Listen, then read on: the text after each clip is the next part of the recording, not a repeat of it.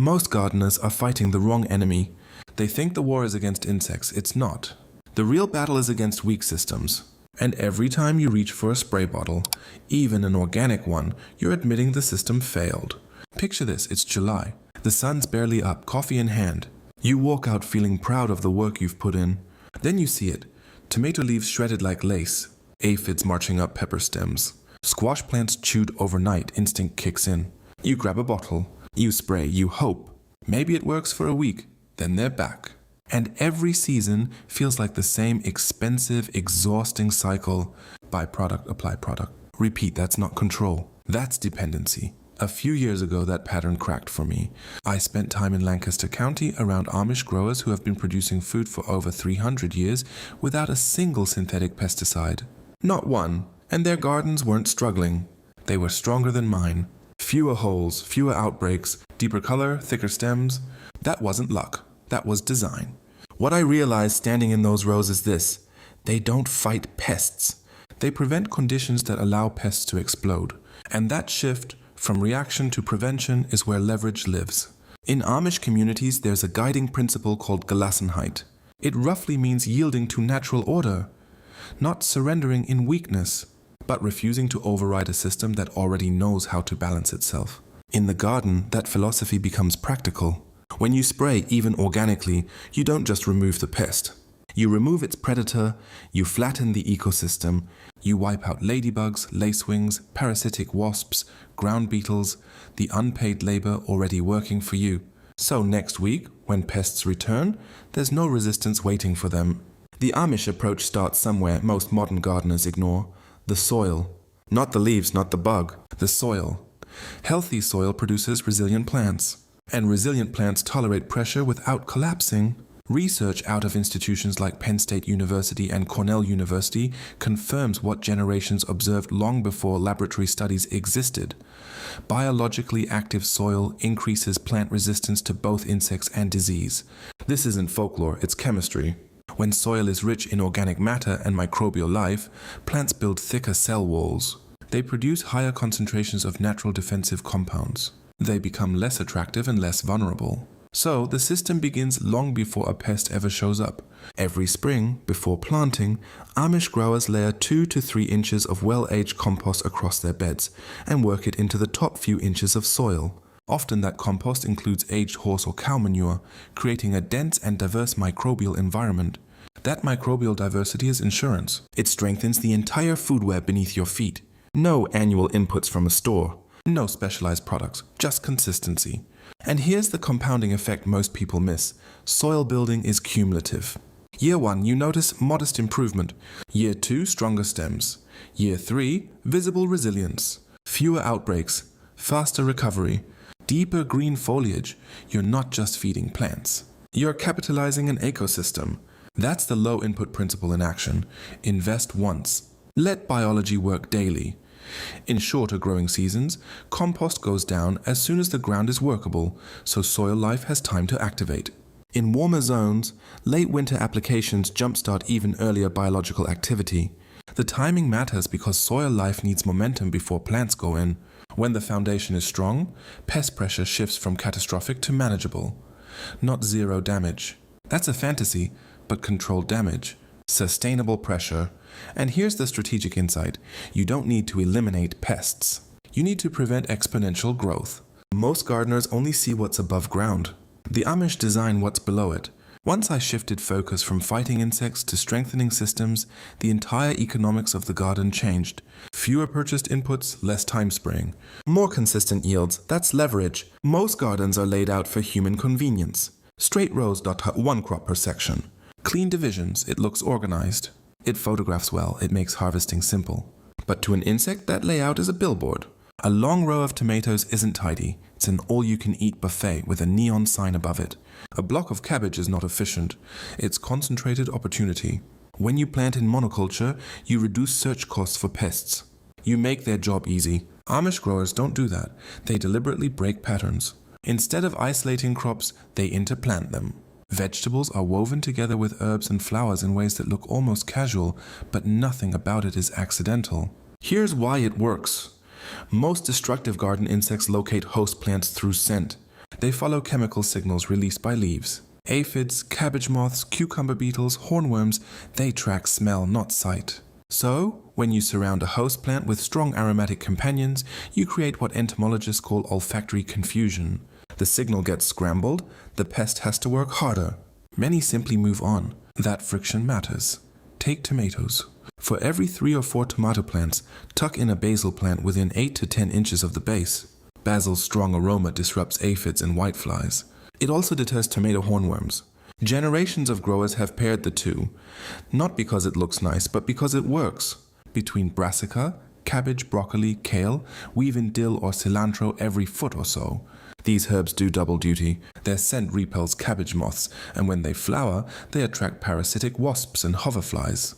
Those predators lay eggs in caterpillars and feed aggressively on aphids. You're not just blocking pests, you're recruiting enforcement. Along the borders, plant French marigolds, not the tall ornamental types, but the smaller, dense varieties. Space them about 10 inches apart. Their roots release compounds that suppress root knot nematodes in the soil, while their scent above ground discourages whiteflies and squash bugs. This isn't superstition. Agricultural research has confirmed the nematode-suppressing effect of French marigolds. What traditional growers observed through repetition, modern science has validated. The principle is simple: never plant a crop alone. Every vegetable should have companions that either confuse its enemies or attract its allies. And here's where this becomes more than gardening, it becomes positioning strategy. In commodity markets, sameness creates vulnerability. If everyone grows one thing in one way, price drops and competition intensifies. In the garden, sameness creates pest outbreaks. Diversity creates resilience. Diversity is insulation. Amish systems are diversified by default. The layout slows pests down. It reduces explosive spread. It buys time. Time is leverage. In hotter climates, adjustments are made. Cilantro may bolt too quickly, so summer savory or other heat-tolerant herbs step in. Nasturtiums can line edges, serving both as visual ground cover and strategic bait, a concept we'll get deeper into later. But the underlying logic never changes. Disrupt the pattern pests expect. Now here's the part most modern gardeners overlook entirely. They focus on repelling the bad insects. Amish growers focus on housing the good ones. A healthy garden is not insect-free, it's insect-balanced. One ladybug can eat 50 aphids in a single day. Licewing larvae consume hundreds during their short life cycle. Parasitic wasps quietly eliminate caterpillars from the inside. Ground beetles patrol at night, devouring slugs and cutworms before you ever see them. These are unpaid workers, but they don't stay where there's no food or shelter. So, Amish gardens intentionally include what's called an insectary strip, a dedicated band of flowering plants that provide nectar and pollen from early spring through fall. Sweet alyssum in front, yarrow and dill behind it, fennel rising in the back if space allows. Continuous bloom is the key. There must always be something flowering. That steady nectar supply keeps beneficial populations stable. Once established, they patrol the entire garden. The result isn't dramatic, you won't see fireworks. You'll just notice fewer outbreaks. And here's another quiet detail: not every inch is manicured. Small patches are left slightly wild. Clover near the fence, a few stones stacked loosely, an old log at the edge. These are habitat zones, not overwintering spaces. Shelter for predators. A perfectly sterile garden is an eviction notice for your allies. If beneficial insects take longer to establish in cooler regions, some growers introduce ladybugs or lacewing eggs early in the season, but only after habitat is ready. Release predators into an empty system and they leave. Give them infrastructure and they stay. This is systems thinking. Instead of buying control every season, you build an environment where control emerges naturally. You're not paying retail for protection, you're building biological equity. And once that foundation of diversity and predator support is in place, the next layer becomes even more powerful. Because sometimes the most effective control isn't repelling pests at all. Sometimes it's redirecting them. Most people try to keep pests out. Smart growers give them a different address. This is where strategy replaces struggle. Instead of defending every plant equally, Amish growers use trap crops, sacrificial plantings placed intentionally to draw pests away from high-value vegetables. It sounds counterintuitive at first. Why would you invite pests into your garden? Because you control where they go. Take nasturtiums. Aphids are magnetized to them. Plant nasturtiums in a ring around the perimeter or at the ends of rows, spaced 6 to 8 inches apart. When aphids arrive, they cluster heavily on the nasturtiums instead of spreading across your beans and peppers. Now you have options. You can remove the infested trap plants entirely, cutting off the population spike. Or you can leave them and allow the ladybugs and lacewings from your insectary strip to feed. Either way, the pressure stays off your primary crop. That's containment. Flea beetles, brutal on eggplant and young brassicas, prefer radish leaves. So plant a sacrificial row of radishes about 2 feet in front of your main crop. The beetles gather there first. The radish tops take the damage. Your eggplants stay productive. Blue Hubbard squash has long been used as a decoy for squash vine borers and cucumber beetles. Place a couple of plants at the far corners of your garden. They'll draw disproportionate attention. You're not trying to save them. You're using them as a buffer. Notice the pattern.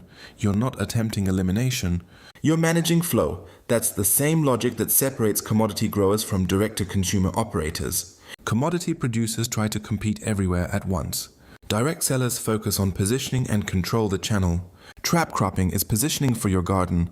You decide what gets attacked. And because these trap crops require no ongoing labor after planting, they become low-input defense infrastructure.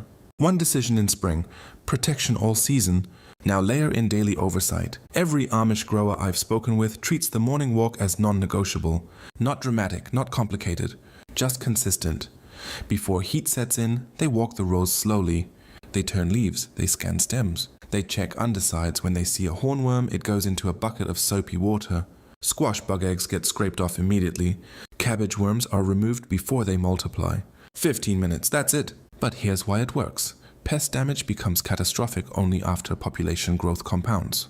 A single hornworm can strip a branch in 48 hours. A few squash bugs can lay hundreds of eggs in a week. By the time visible destruction appears, you're already behind. Daily micro-intervention prevents exponential growth. This is low-input management at its core. Small, consistent action replacing large, reactive correction. If you scale beyond a backyard, say a quarter acre or more, hand removal alone may not be enough. Amish growers often use lightweight floating row covers over young brassicas and squash early in the season. The fabric allows light and water through but blocks egg-laying insects during the most vulnerable growth phase. Once flowering begins, the covers come off to allow pollination. Again, notice the timing. Protection is applied only during vulnerability, not permanently, not excessively. Just when the risk window is highest. And then, there's one of the simplest techniques I've ever seen, and one of the most effective. When transplanting seedlings, they slide a cardboard collar around each stem. A toilet paper roll cut down works perfectly. Push it an inch into the soil, leaving 2 inches above ground. That small barrier stops cutworms, larvae that crawl along the soil surface at night and chew through the young stems. Cutworms are responsible for more early losses than most gardeners realize. Once a stem is severed, the plant is done. The cardboard prevents access. Within 4 to 6 weeks, it naturally breaks down, right as the stem thickens beyond vulnerability. No plastic, no chemicals, no recurring expense, just targeted protection during the highest risk stage. Since adopting that simple collar method, early season transplant losses in my own garden dropped dramatically. What used to feel like inevitable attrition became almost non-existent. That's efficiency, not flashy, not complicated, just practical. Now, when pressure does spike beyond normal levels, heavy aphid waves, sudden outbreaks, Amish growers don't reach for commercial products. They use deterrent sprays made from what's already in the kitchen, crushed garlic, hot peppers, warm water steeped overnight, strained and mixed with a teaspoon of dish soap to help it adhere. It doesn't nuke the system. It makes plants unpleasant, insects move on. Used early morning or evening, reapplied after rain, it becomes part of the broader system, not a replacement for it. And that distinction matters, because the power here isn't in any single tactic. It's in stacking them. Soil strength, companion planting, beneficial habitat or trap crops, daily observation. Targeted protection during vulnerability windows, light deterrence instead of scorched earth chemicals. Each layer reduces pressure slightly. Together, they transform the economics of the garden. Lower inputs, lower stress. More stability, more usable harvest. This is how you step out of the commodity trap, even at backyard scale. You stop reacting, you start designing. And when you design properly, the garden begins working for you instead of demanding constant intervention. Here's what changed for me once I stepped back and looked at the whole system. Pests were never the core problem, instability was. For years, I treated pest control like an emergency response. Something broke, I reacted. Damage appeared, I sprayed. It felt productive, it felt responsible. But it was reactive thinking. And reactive systems are always more expensive. What the Amish model showed me is that resilience is built, not sprayed. When you layer compost year after year, you're capitalizing your soil. When you interplant herbs and flowers, you're disrupting pest efficiency. When you build insectary strips, you're hiring unpaid labor. When you use trap crops, you're redirecting pressure instead of absorbing it. When you walk the garden every morning, you're intercepting problems before they compound. Each practice alone seems small. Stacked together, they create insulation, and insulation is everything.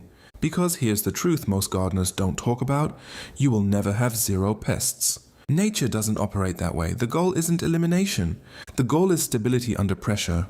Strong soil grows strong plants.